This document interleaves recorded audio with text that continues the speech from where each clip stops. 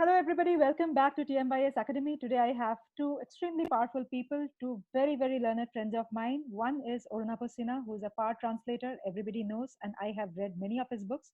And I'm extremely envious of his book covers. I don't know where he gets them from, but they're awesome. And of course, the translations of the books that he does, some of them are, I mean, all of them are fabulous, but I am hooked to them because I have also read the original.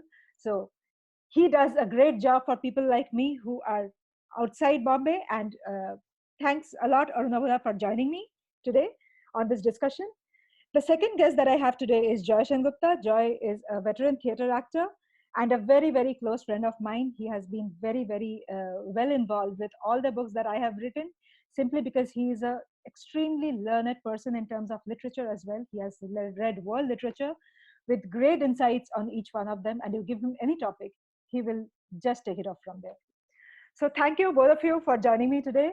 The discussion today that we have is literature, regional stories, and their global audience. So let us have the two of you pouring your insights on that. So let me start with Orunabhoda. Orunabhoda, the stories that you write, you translate. Let me start with those stories which are written by extremely well-known people in Bengal. We have grown up reading them. We have our sense of literature have developed through these authors, and now you translate them. And those translations, along with their originals, have reached the world. How do you think that happens? One small community, through written words, reaches out to a big world, and their little stories, which are so typical of them, reaches out to a bigger world and makes sense there. How does this happen? Hi, Coral, and hello, Joy. Hi. Good to see both of you, and thanks for having me here. As you know, all three of us are Bengalis. So you must remember that Bengalis finding a global audience is something that most Bengali people consider their birthright. So it's just a matter of how and when, not if or at all. But jokes apart, it is actually quite remarkable that it's not just Bengali. Literature is written in any language and in any culture inevitably finds a global readership if it has the qualities that make it truly global.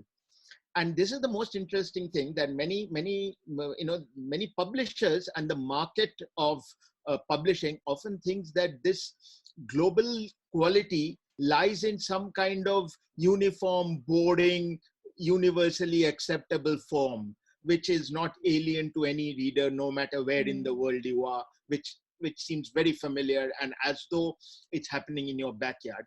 But what we've actually seen is that the books that are the best received are just at the opposite end.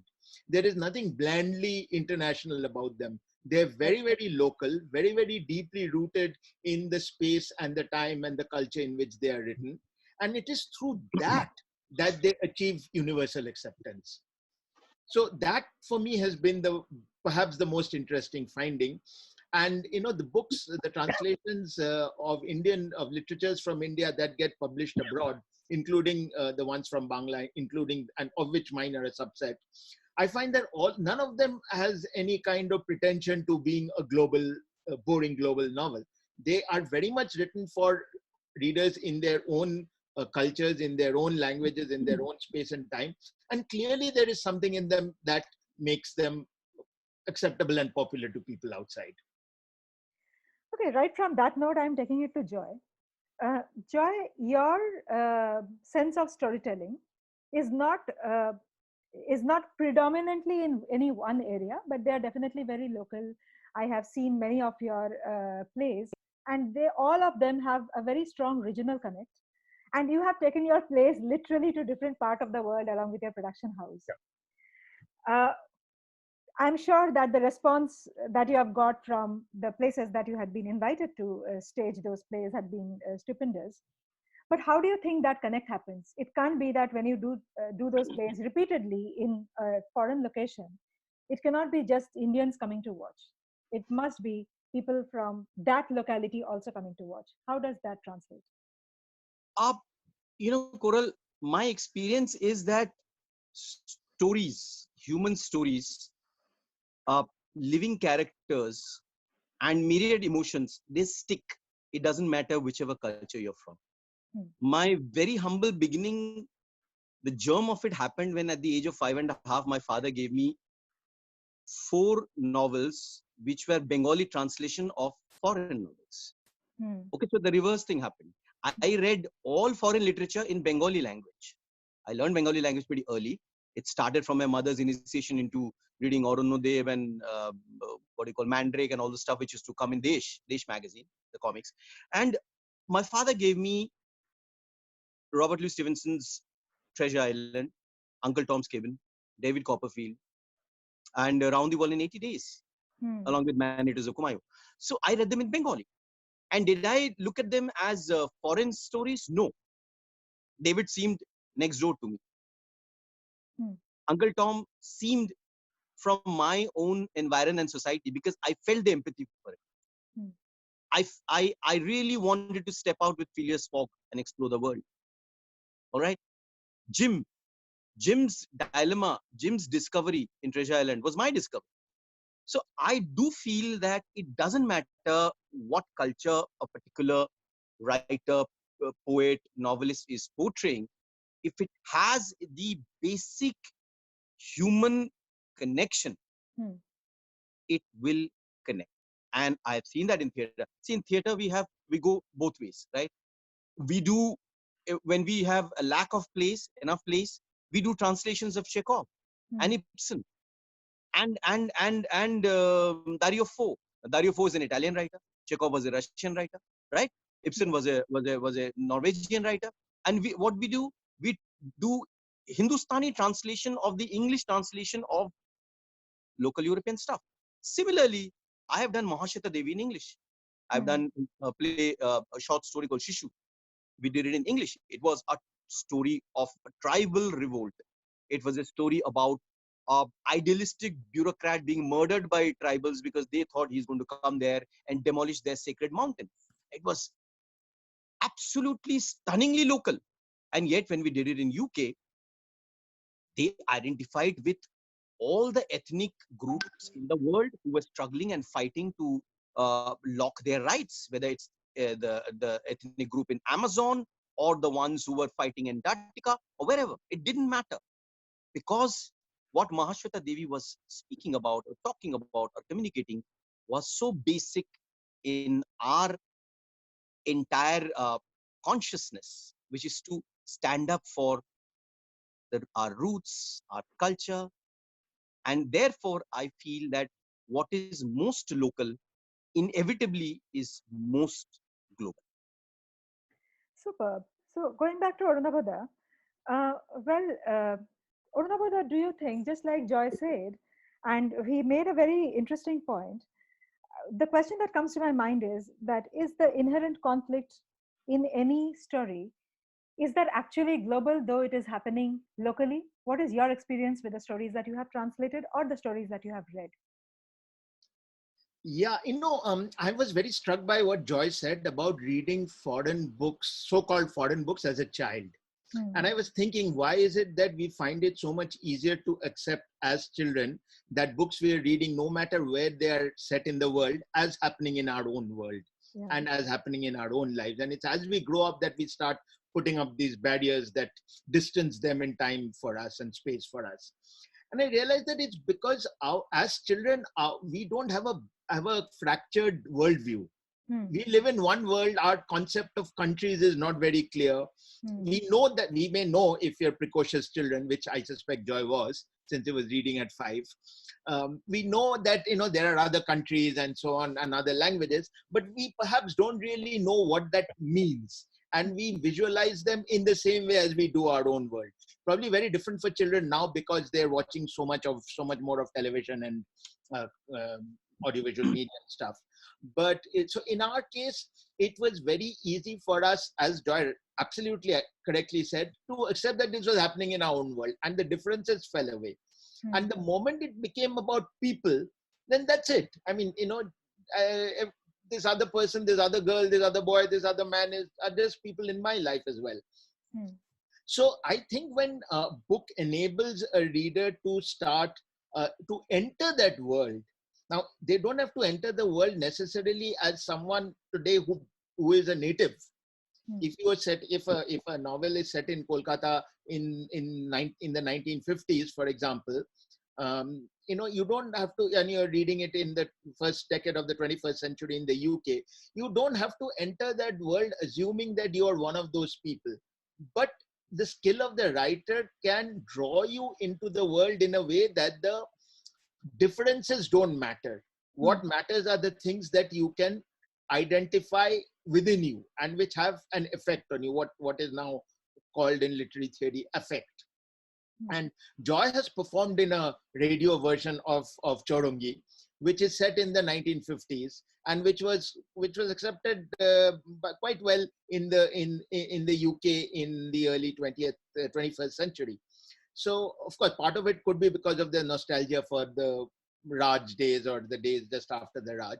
But the fact also is that there is clearly something in those trajectories of human lives, facing troubles, overcoming them, falling in love, losing in love, death, happiness.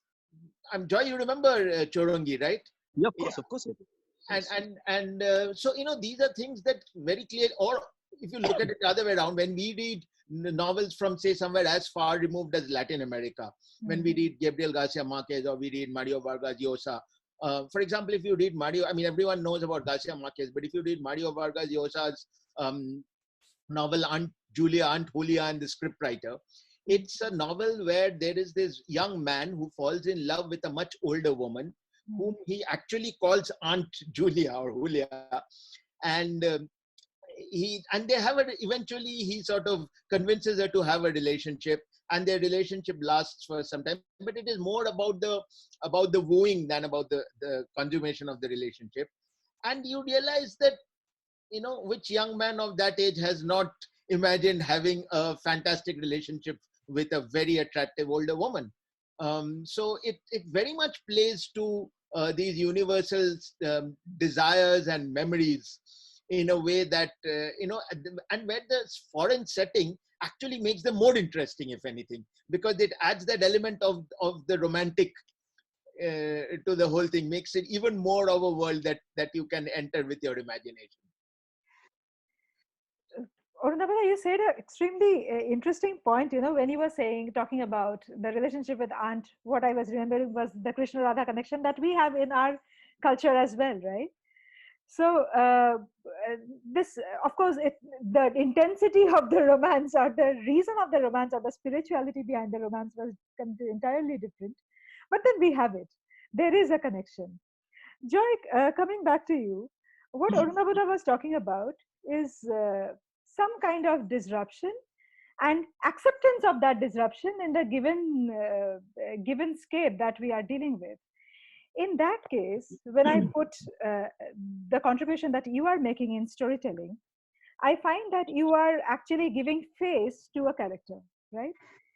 In such cases, for example, when you do a show like Dance Like a Man, where the character is extremely flawed in one hand, extremely insecure in another hand, how does that come for you? I mean, you are actually giving face to a disruption, and you are actually taking people away from their comfort zones. How does that come back to you? Well, primarily all art works like a mirror, right?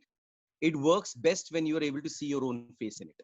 When I say your face, I mean your parents' face, your kin's face, your relation's face, your friend's face, the neighborhood policeman's face. What I was saying was that all art acts like a mirror to society. When we look at art, whether it's theater, cinema, literature, we see ourselves. We see our parents, we see our kins, we see our relations, we see our neighbors, we see the politician, we see the police, we see every ruffian and every good Samaritan. We see everybody. And because we see them, when they are accurately portrayed, Whether the form is word, whether the form is images, it doesn't matter. When they're accurately portrayed, we are most enthused Hmm. and we are most empowered, because in day-to-day life we don't tend to understand and analyze ourselves and our whereabouts minutely, because we are living through those emotions and dynamism. But when we see art, when we see a play, when we see cinema, when we see ourselves in the mirror, we are able to understand the flaws. Every flaw, every mole, every pore comes to us. Every fractured emotions come to us. We recognize it. And this recognition empowers us. This recognition helps us to grow as an actor and as an audience. Correct? So it is all very, very important to show the real face in the mirror. And that's the purpose of art. I will never paper over the cracks. Why would I? Because society or theater or cinema wouldn't exist if there was no flaw, if there was no conflict, if there was no tug of war, if there was no social tension. If there was no tension, no conflict, how would the so-called, what do you call, viable art even exist? It's all about dialectics. And why should I remove that? True. So, That's great. I love what you said, Joy. yeah, same here. Uh, Orunabada, the taking it from right from here, showing the face in mirror. One question that I really, really always wanted to ask you, never got a chance, is you are constantly doing translation after translation. How do you really detach yourself from feeling, from knowing that the book that you are working on is not yours? So you are actually working on someone else's thoughts, ideas, story. How do you stop yourself from feeling that it's your own? Because when you are writing it, it becomes yours, right? How do you still, I mean, when you are writing something that I always wonder, that how do translators do this job, is at times, don't you feel that this character needs some other trajectory, and don't you feel the need to uh, let go of the bias that you might have? Let go, when I say let go, I mean that give freedom to that bias and include it in the writing that you are doing, but then you don't. How do you manage that balance? No, that's not very difficult, because as a translator, you're still bound by certain unwritten laws, and ultimately it's a matter of your own ethical framework when you're translating. And pretty much and most, and this is nothing unique, almost every translator around the world follows the same framework, which is that add nothing and take away nothing. Hmm.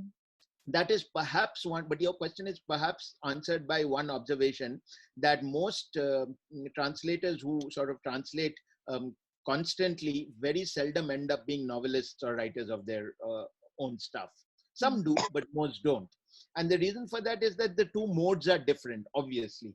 Hmm. And when you're translating, it's the joy of, it's a bit like, I mean, there are a lot of metaphors for translation, but the one perhaps I like most is Joy's profession, which is acting, which is that you cannot play with the lines. You can play with how you convey the lines and Hmm. what you can say between the lines, but the lines themselves must be the same lines as they always were, right?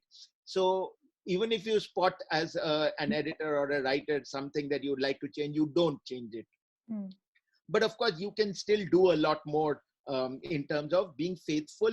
Not only, what when we say you're faithful to the text, what do we mean? We don't mean that you're faithful to the dictionary meaning of the words, Yeah. because that's a matter of accuracy, which is not difficult to achieve with a good dictionary and thesaurus. It's a matter of being faithful to your reading of the text, Hmm. and in that reading you try to be nobody, in the sense of nobody very with any nobody with a very particular way of looking at the world. You try to be an empty box or an empty glass of water in which the water is being poured, and you will take it for what it is. But Hmm. it is very much your reading. The translator is the first reader of the text in new language, because they're reading it as they're creating it.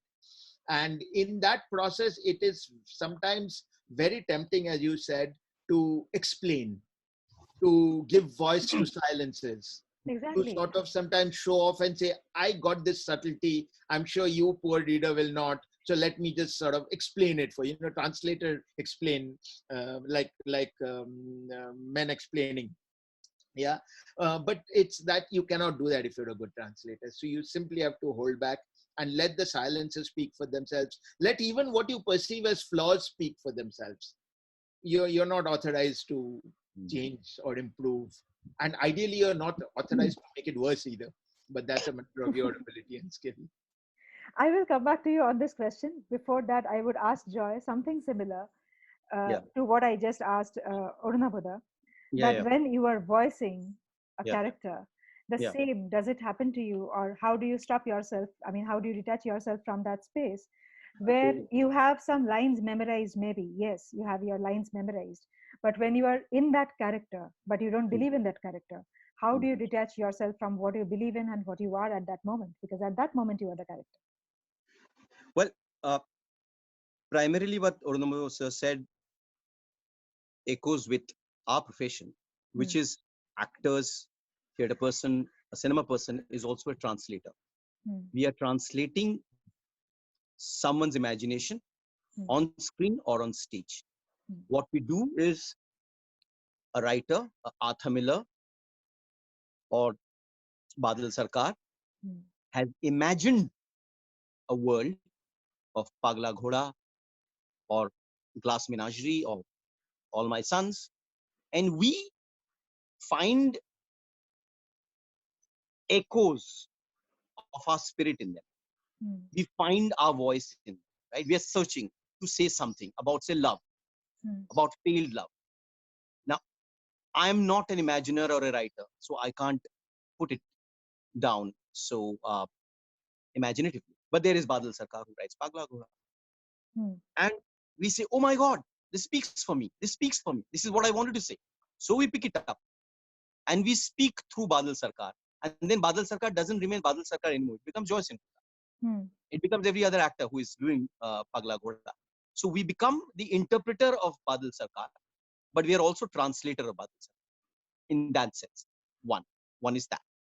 But the subtle difference between literary translation and theater and cinema is that along with translation, we are also interpreting. And when we are interpreting, we are many times contextualizing in our present time, Hmm. in our contemporary society. And thus, we take the liberty of subtly picking and choosing, of editing, of bringing in certain voices in the foreground and certain ideas in the background, etc., etc. For example, when Satyajit Ray picks up Shankar's novel and makes it into a film, Hmm. it is Shankar's novel, it is Shankar's idea, it is Shankar's voice, and yet when you see it on screen, the words have become images, and images have been selected by Ray in order to communicate what he wants to communicate. So the degrees have, there is a degree of separation. In terms of playing characters which are not familiar or which are not likable, I think that is the challenge. And that is what the art of acting is about. I remember I was doing a play called Royal Hunt of the Sun. Hmm. It was about the Spanish Inquisition of Latin America and genocide of the Incas. And I was playing a religious bigot, so Hmm. to say, you know, a Spanish, what do you call, religious head who traveled with the court and the army in order to justify the genocide in Peru. There Hmm. are there are monologues where I'm justifying blood in the name of Christ. Now you know me, Koral. I'm anything but a bigot, you know. And in fact, my main cudgel is against any form of fundamentalism, any form of fundamentalism. So it was very difficult when I read the monologue where I have to justify the blood spilling in Peru in the name of God. I'm saying this is good. This is where God is. I couldn't see sins in Peru. I saw everyone's living happily, and that can't be a God's country. As Father Dinitza had to Hmm. justify genocide in Peru, the blood spilling in Peru, I had to justify that the Peruvian people being happy, being a harmony of society is against the will of God, because human beings have to sin to ask for forgiveness for Christ the Redeemer to redeem them. God doesn't reside in Peru because there is happiness. Hmm. For God to reside in Peru, there has to be some sort of deprivation, some sort of pain. Now, this is something which I have to communicate as a character. But hey, what I'm communicating exists. What I'm communicating is the conflict of the state versus the people, of the religious structure versus the basic ideals that people would like to live by. So you don't communicate everything as a protagonist. You have to also communicate stuff as an antagonist. And these conflicts create a debate. It's a debate. It's a debate between one and the other. It's a conflict of one idea versus the other. And that leads to what we call the change, what we call the new idea, which is what Royal Hunter the Sun was trying to communicate. That Spanish Inquisition might have happened so many years ago, but neo-colonialism or the new imperialism is still happening. The British came to India, that was colonialism. The corporations taking over the lives of the rural folks is neo-colonialism or imperialism. So Spanish Inquisition, British colonialism, and the globalization, it all connects. And I become, as an antagonist, I become the voice of one idea conflicting with another idea, and my idea is defeated at the end of the play. And so you have a new idea. Right. Going back to Orunabada, this I am asking because you are translating from regional to English, which means that you are taking a regional text to a far bigger consumption level. Uh, because English is obviously consumed by far more people than Bengali is. So, what I often wonder is that when you are translating, there are a lot of things that go into it, retaining the sensitivity, retaining the story, invoking the same thoughts for the reader without changing that particular ethos, the choice of words, which often actually change when from culture to culture, from region to region. I think your challenge as a translator from a regional to a far more globally consumed language is far bigger. And how do you face it as a translator? Because of that particular specific thing that I say, that the use of a word or a phrase or a particular expression often has different meanings in different cultures. Have you ever faced that? Yeah, so first of all, this business about regional versus larger, I'm very hesitant to set a hierarchy on languages or the use of languages. There are certain number of people who speak and write in a particular language. Having a larger number use a particular language doesn't make them necessarily put them higher up in the pecking order. Regional, the word regional seems to have this sort of slightly not derogatory, but slightly, yeah, you're out there in one corner and you're not really relevant to the rest of the world kind of notion. I know you didn't mean that, but very often, as you yourself said, words carry meanings that we sometimes don't intend ourselves. So the point is not so much that it is moving from a language that is spoken by, say, 250 or 300 million people around the world, which, by the way, is roughly the population of the USA. So it's by no means a small population that is familiar with the Bengali language, to one that is spoken by a larger group. That's not the point. What is interesting, of course, is that English is used in many countries around the world, including India. So to that extent, perhaps you have more diversity in the readership, most certainly. And that, in a way, actually makes your problem easier to solve. Because if you had a more monolithic readership, then you might start worrying about how to take something from one language into another in a way that it will make sense for the readers of that language. Now that you know there is no one kind of reader of that language, there are many diverse kinds. Someone may be reading it in Alaska, someone may be reading it in South Africa, someone may be reading it in China. So because of this, you don't even care anymore about whether what you're doing is going to make sense to the reader, because you don't know who the reader is. So you really stick to doing the best you can in conveying what you have read in the new language in a way that you understand. As long as reading it makes the same impact on you, then you can go ahead and say, fine, I'm now ready to let this out, let this into the world. And of course, there are some very interesting outcomes of these changes, and some of them may seem trivial, but they're very fascinating. For example, in Joy in Jono Odonno, Shankar Jono Odonno, it Right. starts on a scorching May mid morning in Kolkata. It's very hot, the tar is melting on the streets and so on. So I was roundly ticked off by a lady in the UK who said, "What do you mean by scorching heat of May? May is spring, it's a balmy month, the flowers are just coming out. What are you talking about?"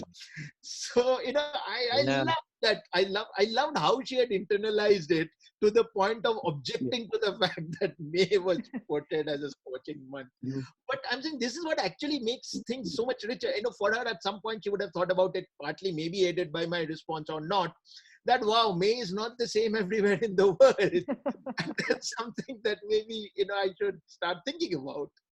So, so that's the whole point. Long ago, Walter Benjamin said that, and interestingly used Hindi to establish as an example. He said, if you're translating a Hindi text into German, don't turn the Hindi into German, but turn the German into Hindi. Hmm. What he was saying was that expand the scope of the guest language, the new language, in order to take in what the original language has to offer, instead of sandpapering down what the original language has so that it fits in easily in the new True that. Joy, did you have a point to make? Because I just No, this is absolutely correct. You see, I do a lot of voicing right. for voicing and dubbing for films and series and stuff of different language. I voice them in either in Hindi or in English. Hmm. So many times when I'm say dubbing for an English film into Hindi, something like the Avengers, the big franchise, the Avengers, and I dub for Captain America.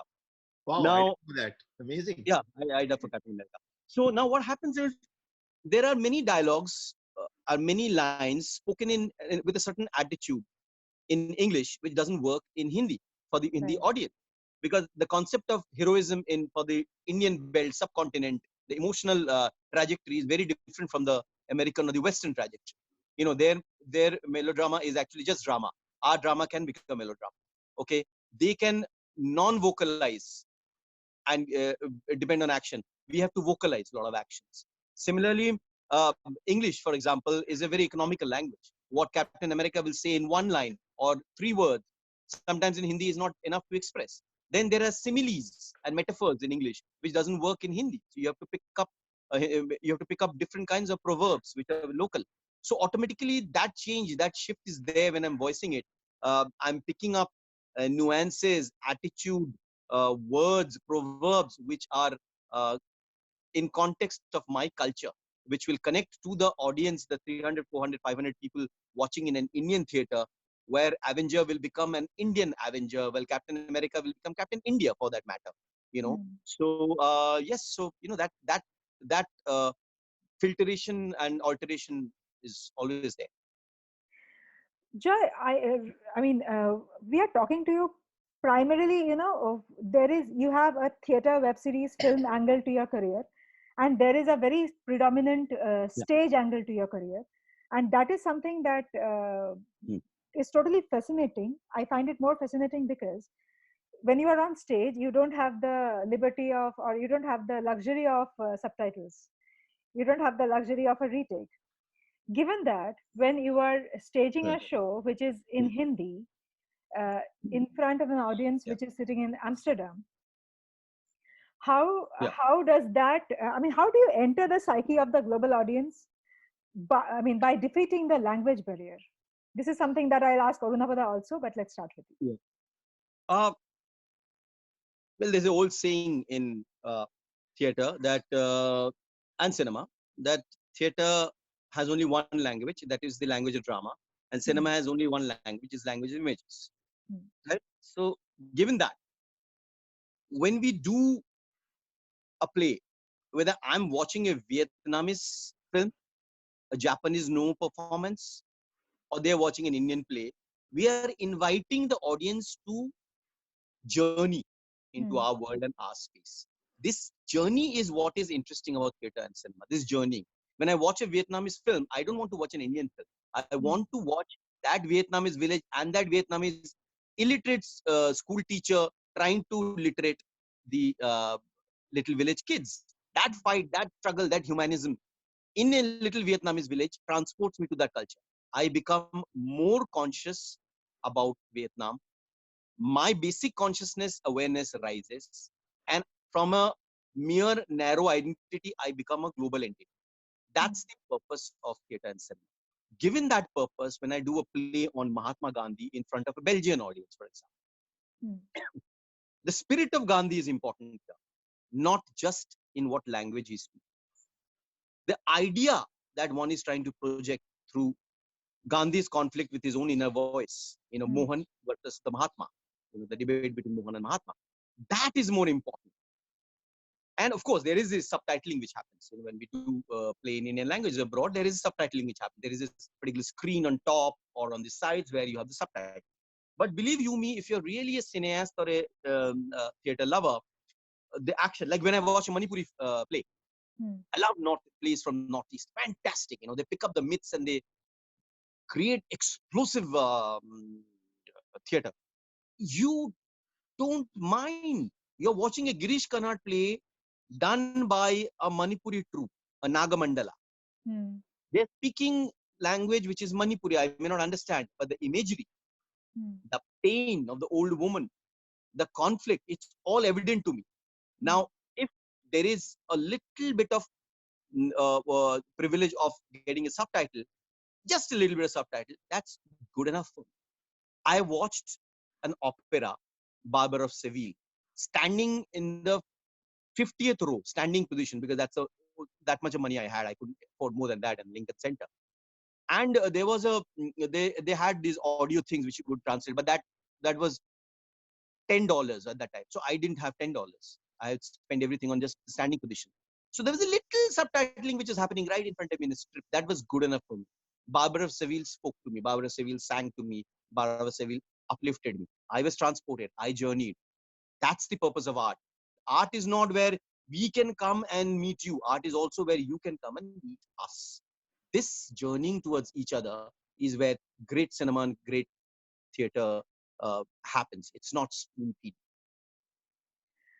Orunabha, almost the same question to you, Orunabha, that well, while we are writing, of course, we don't have to write live.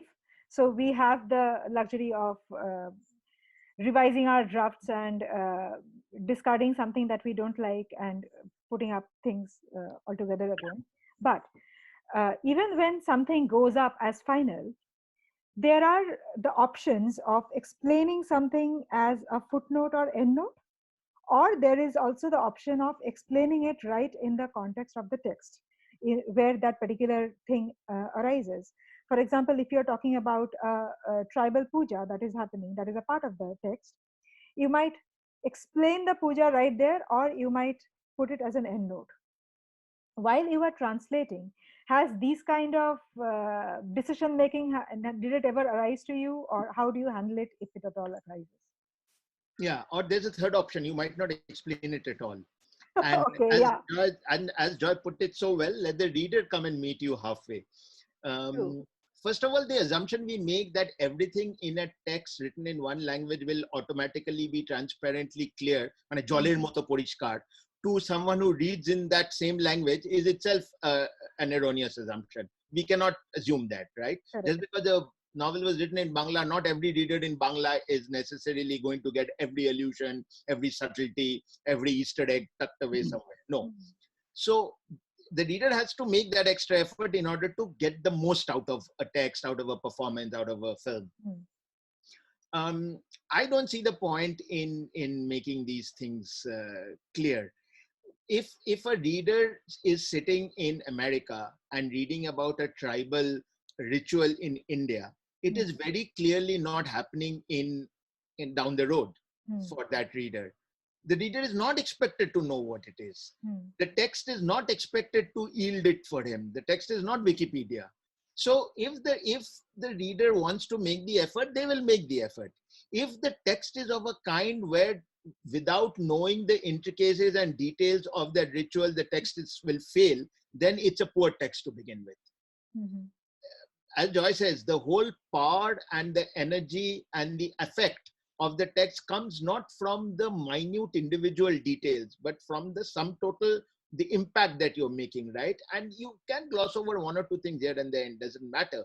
But the overall punch will come from something that is inherent in the text itself, which the writer has infused it with. And the translator's challenge or task then is to be able to infuse the translation with that same unsaid quality. And in order to do that, you don't necessarily have to deconstruct the original text. You actually have to very closely reproduce the surface, because within that surface lies the depth. If you can do the surface well, the depth comes along with it.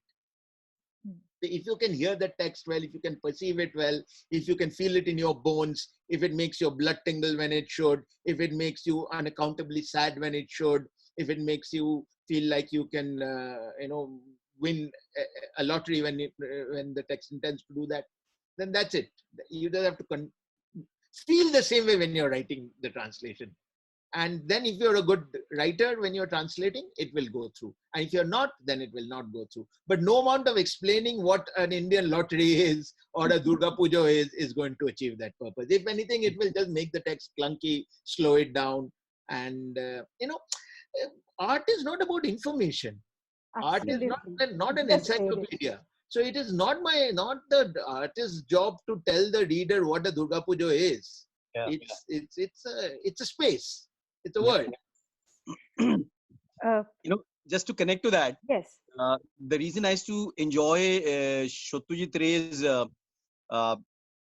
short stories, or even his Feluda and Professor Shonku coming in the annual Pujo Barshikis, the magazines, was because he would give me details of some new information, maybe, but in form of knowledge. So he would describe the making of Momo in Kathmandu, in the series on Kathmandu, where Feluda goes to Kathmandu, or Tintoretto Jishu. He will tell me something about Hong Kong, or Kalimpong, or whatever, or about the comics of Tintin and Herge and stuff like that. So, but I realized, like from what you're saying, Arunabha, that it's not information. He was passing me the necessary knowledge for me to understand Topshe's sense of inquiry and Feluda's sense of understanding, for them to go further using that knowledge to crack the case. So, these detailing, things you don't know about, these detailing actually helps you to journey better. As a kid, when we all read Enid Blyton, frankly, I loved Enid Blyton because in the first 2 chapters, the characters ate a lot.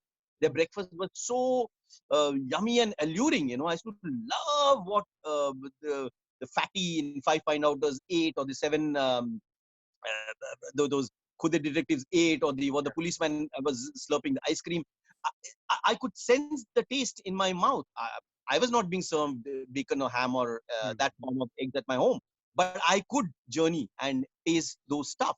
So it's really appealing to the reader's emotional sensibility than mere cold facts, cold detailing of facts. So Enid Blyton would transport me to the emotional sensibility of eating the ham and egg in the morning, or slurping the ice cream in the mildly hot beach. So yeah. It's, in fact, 2 things, especially spam and tongue, which we had no idea about. What is spam, what is tongue in the context of food, but they were so delightful, and I imagined myself eating spam and tongue and enjoying them as much as as you said, the Five Fine Outers or the Secret Seven.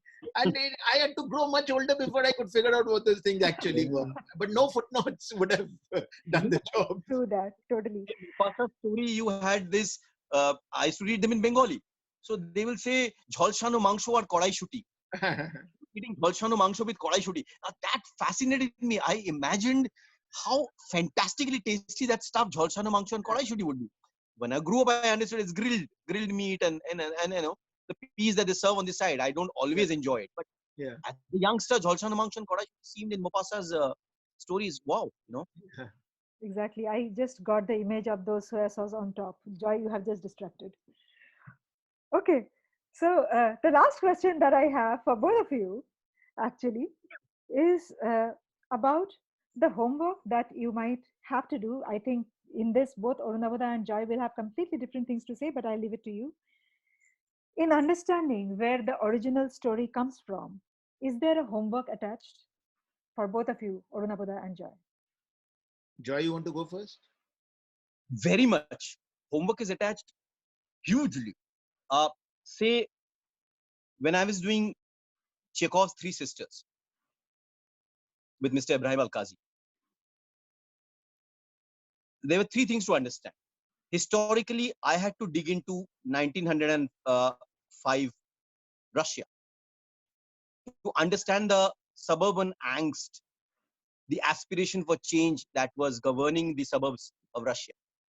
I had to understand why these girls, these three sisters, were yearning for Moscow. What did Moscow mean to them in 1905, in those days? The new world, the new age that Moscow represented for these girls in the faraway rural area. That's one. I remember Al-Qazi sir giving us these books which were about letters that Chekhov wrote from the sanatorium he was in while he was writing Three Sisters. His mind space in the period when he wrote Three Sisters were very much evident in the letters he wrote. He was in a sanatorium. He was isolated. He wanted change. He wanted hope. And in Three Sisters, constantly you have these three sisters yearning for hope, saying Moscow, Moscow, Moscow. So understanding the historical Russia, understanding the mind space of the writer for an actor, for a theater person, for a literate, for a cine theater literate, is very important. And that's the kind of homework we had to do. And to play those characters, say Baron Bach in 1905 Russia, of a nobleman and all, of course, there were certain attitudes and stuff I had to understand. But that is no different from the feudal India that I was living in. So there's a bridge that I have to build between feudal India and the feudal Russia. But understanding the context is what homework is all about. Arunapada? Yeah, well, to be honest, homework is kind of dangerous for a translator because what happens then is that you suddenly start thinking you know more about the text than the text is telling you. And then somewhere unconsciously or otherwise, that stuff might start seeping into your translation. So it's not preparation beforehand, because then you suddenly come armed to the text with a body of knowledge or learning that you might want to pass on. But you do research things as you are working on the text, and sometimes you go deep into very enjoyable rabbit holes because one thing leads to another and you find out more and so on. So most of all, I was, this is quite a coincidence, but the last but one translation of mine that's come out, which I was working on through about in the summer months last year, in May, June, July.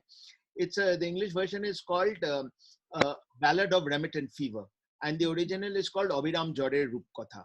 Now, Right. at that point, of course, we had no idea, but this novel is set in Calcutta of about 100 years, 1860s to the 1960s. And it goes through 4 generations of a family, the Ghoshal family, 3 generations of whom are doctors and one's a chemist.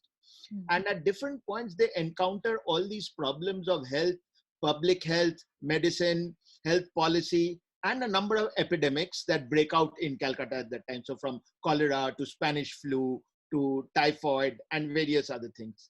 Of course, we had no idea that it was going to be so weirdly sort of timely when it came out, so much so that the book is not even, obviously no one can buy the book right now except the Kindle edition. But the thing is that is when I started finding out more about the public health situation in Calcutta, where I come from, because we always assume that health is a kind of static thing, that it is the way it is when you, in the period that you live through. And the one thing I realized is that mortality and death was so much an everyday affair, say 50, 60, 70, 80 or 100 years ago, that it did not even move people the way a death today moves people, because there was so much more of it occurring. The occurrence was so much higher that there was even a sort of resigned acceptance of it. And that's the kind of spirit that informed even the attitudes of the characters in this novel, which perhaps I would not have realized had I not sort of gone through the research. Not research, it wasn't research, it was just curiosity, reading more and finding out more and arriving at a conclusion. So that kind of gave me a new reading to not to deliberately infuse into the novel, but to just see after the translation whether that notion was coming through or not. So it gives you certain validation, things to validate, not necessarily to inject into the text, but points to validate from your version of the translated text. Right. Thank you so much, Arunabha, Joy. I had a superb conversation with you guys, and thank you so much for joining me today and for Thank you taking so out much, time. Koral. Such a pleasure. Lovely talking to you also, Joy. Same here, Arunabha. Thank you so much. It was an honor. Thank you, everybody. Thank you so much.